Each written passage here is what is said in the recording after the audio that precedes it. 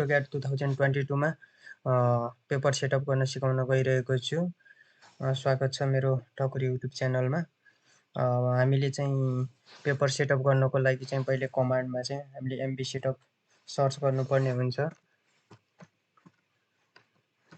MVSETUP enter गर्नु होला। MVSETUP enter भइसकेपछि इनेबल पेपर स्पेस भनेको छ, हामीलाई चाहिँ इनेबल पेपर स्पेस होइन, त्यो कारणले चाहिँ नो गर्नु होला। नोको लागि यानो लेख्दा पनि हुन्छ, यान इन्टर गर्दा पनि हुन्छ। यानो लेखेर इन्टर गरिसकेको छु। अब हामीलाई सोधेको छ कि इन्टर युनिट टाइप्स सोधेको छ हामीलाई। यदि हामीले फिट इन्चमा काम गर्नु छ भने इन्जिनियरिङ अथवा आर्किटेक्चरल टाइप गर्नुपर्छ। होइन, हामीले सिएम, एमएम र मिटरमा काम गर्नु छ भने डेसिमल युज गर्नुपर्ने हुन्छ। आज चाहिँ म चाहिँ सेन्टिमिटरमा काम गर्न गइरहेको छु, सो मैले चाहिँ डेसिमल युज गर्छु।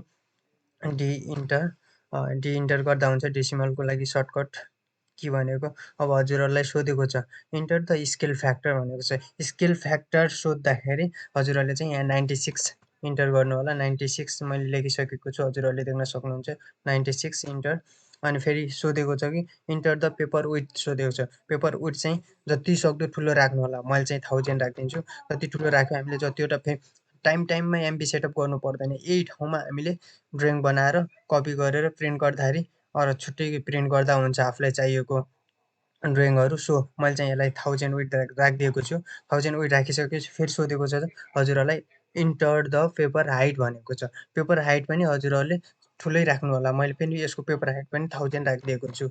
ल 1000 राखेँ। ल हाम्रो चाहिँ पेपर सेटअप भइसकेको छ। ल जुम गर्नु होला। जुम गरेपछि क्लिक गर्नुहोस्। यहाँ क्लिक गरेँ, मैले क्लिक गरिसकेँ, यहाँभित्र जुम गरेँ। हजुरहरूलाई म एउटा डाइमेन्सन सेटअप गर्नुभन्दा पहिला मैले एउटा लाइन तानेर म देखाउने छु है हजुरहरूलाई।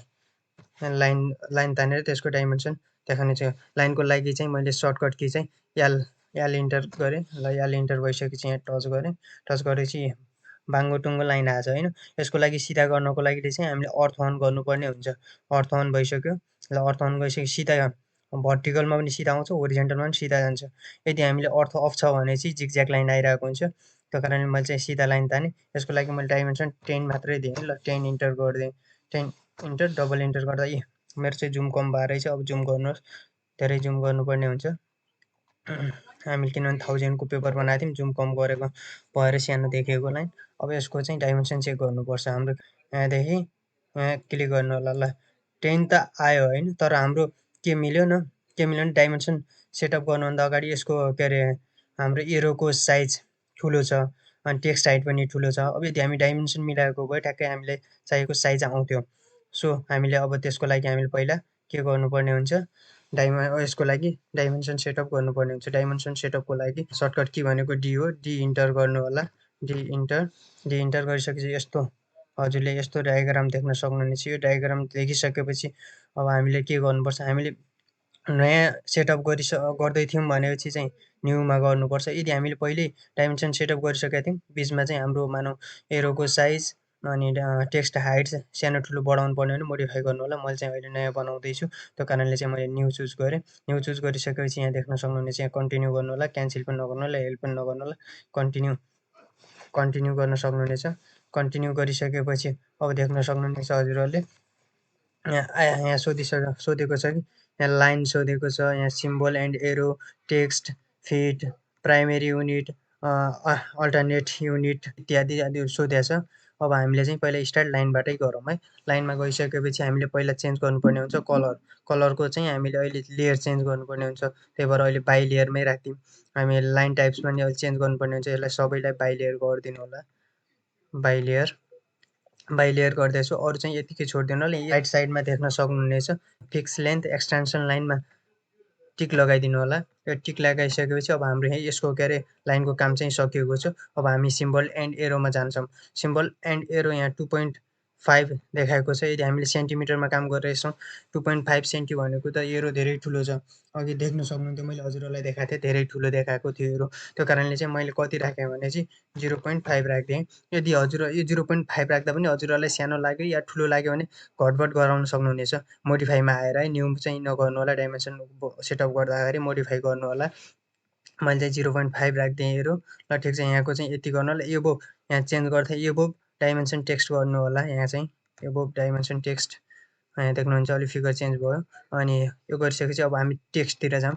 अब टेक्स्ट चेन्ज गरौँ। टेक्स्टमा चाहिँ अरू सब ठिक छ, हामीले यहाँको टेक्स्ट हाइट चाहिँ चेन्ज गर्नुपर्ने हुन्छ। टेक्स्ट हाइट चाहिँ कति राखौँ, यो 2.5 राख्दा हाम्रो टेक्स्ट हाइट अघि मैले 10 लिँदाखेरि अलिक ठुलो देखाएको थियो, त्यो कारणले मैले यसलाई पनि 0.5 राखिदिएँ। 0.5 राखिदिएँ। अब हामीले यहाँबाट चेन्ज गर्ने फिटमा केही चाहिँ चेन्ज गर्नुपर्ने छैन हाम्रो प्राइमेरी युनिटमा पनि। प्राइमेरी युनिटमा हामीले सिएम एमएममा काम गरेका छौँ, ठिक छ, डेसिमल छ। यो 0.00 छ, यो चाहिँ अलिक पोइन्टमा धेरै आयो भने पछाडि हामीलाई चाहिँ काम गर्नु अलिक गाह्रो हुन्छ। फिगरमा चाहिँ ठुलो धेरै डाइमेन्सन लेख्दा चाहिँ हाम्रो फिगर नअटाउन सक्छ या नराम्रो देखिन सक्छ, त्यो कारणले मैले 0.0मा राखिदिएँ। एउटा पोइन्टभन्दा पछाडि एउटा अङ्क मात्र आउँछ। डेसिमल सेपरेटरमा चाहिँ हामीले कमा होइन, हामीलाई चाहिँ पिरियड चाहिएको, यो पिरियड राखिदिउँ। यो पिरियड राखिसकेपछि हाम्रो चाहिँ लगभग डाइमेन्सन सेटअप भइसकेको छ। डाइमेन्सन सेटअप गरिसकेपछि ओके गर्नु होला। ओके गरिसकेपछि डाइरेक्ट क्लोज नगरिदिनु होला। यदि हजुरहरूले डाइरेक्ट क्लोज गरिदिनु र पहिला जस्तो थियो त्यस्तै नै हुनेछ, पहिलाको जस्ताको त्यस्तै हुन्छ, मोडिफाई हुँदैन हाम्रो। त्यसको लागि चाहिँ हामीले सेट करेन्टमा गर्नुपर्छ। हामीले बनाइसकेपछि सेट करेन्ट गर्ने, बल्ल ओके गरिदिनु होला। अब मैले चाहिँ यसलाई चाहिँ डिलिट गरिदिन्छु। पहिले चेक गरेको थिएँ डाइमेन्सनलाई, पहिले चेक गरेको थिएँ, यो डाइमेन्सनलाई चाहिँ मैले डिलिट गरिदिएँ। डिलिट गरिसकेपछि अब डाइमेन्सन चेक गर्न सक्नुहुन्छ, हजुरलाई चाहिएको साइजमा आएको होला। ल इन्टर गर्नु होला। यो डाइमेन्सन चेक गरिसकेपछि हजुरहरूलाई ठिक छ, साइज मन पर्यो भने यत्तिकै छोडिदिनु होला। यदि मन परेन भने घटबड गराउन सक्नुहुनेछ। डाइमेन्सन सेटअप भइसकेको छ। अब हाम्रो एकचोटि युनिट पनि चेक गरौँ। यदि हाम्रो एमएममा छ कि सिएममा छ कि केमा छ, हामीलाई त काम गर्ने के हो, मैले चाहिँ सिएममा गर्छु भनेको छु। अब युनिट चेक गर्नु पर्यो। युनिट चेक गर्नुको लागि चाहिँ हाम्रो सर्टकट कमान्ड भनेको युनियन हो। युनियन इन्टर गर्नु होला। युनियन इन्टर गरिसकेपछि देख्न सक्नुहुन्छ मिलिमिटरमा छ। अब मिलिमिटरमा चाहिँ फेरि काम गर्दा हाम्रो धेरै सानो फिगर आउन सक्छ, त्यो कारणले चाहिँ यसलाई सेन्टिमिटरमा राखिदिनु होला। सेन्टिमिटरमा काम हुन्छ। यदि मिलिमिटरमा काम गर्नु छ भने मिलिमिटर राखिदिनु होला। यदि मिटरमै काम गर्नु छ भने मिटरमै राखिदिनु होला। फिटमा काम गर्नु छ फिटमा, त्यो सबै यहाँ पाउन सक्नुहुनेछ। एमभी सेटअप पछि हामीहरूले प्लान बनाउन सिक्नेछौँ। सो यो भिडियोलाई चाहिँ कन्टिन्यू हेरिदिनु होला। Please like, comment and subscribe यदि हजुरहरूले सब्सक्राइब गर्नुपर्ने नोटिफिकेसन आउनेछ, मैले बनाउँदा बित्तिकै हजुरहरूलाई जानकारी हुनेछ, त्यो कारणले चाहिँ हजुरहरूले सब्सक्राइब गरिदिनु होला। हजुरहरूलाई म त्यसपछि प्लान बनाइसकेपछि यसको सेक्सन इलिभेसन, पहिला इलिभेसन र त्यसपछि सेक्सनहरू काट्न सिकाउनेछु। सो मेरो भिडियोलाई चाहिँ कन्टिन्यू हेरिदिनु होला। यदि मनपर्छ भने चाहिँ म हजुरहरूलाई डिटेल्ली सिकाउनेछु यो अटोक्याड सम्बन्धी। त्यति भन्दै म चाहिँ अहिलेको लागि यो भिडियो इन्ड गर्न गइरहेको छु। हस्, धन्यवाद। Thank you so much.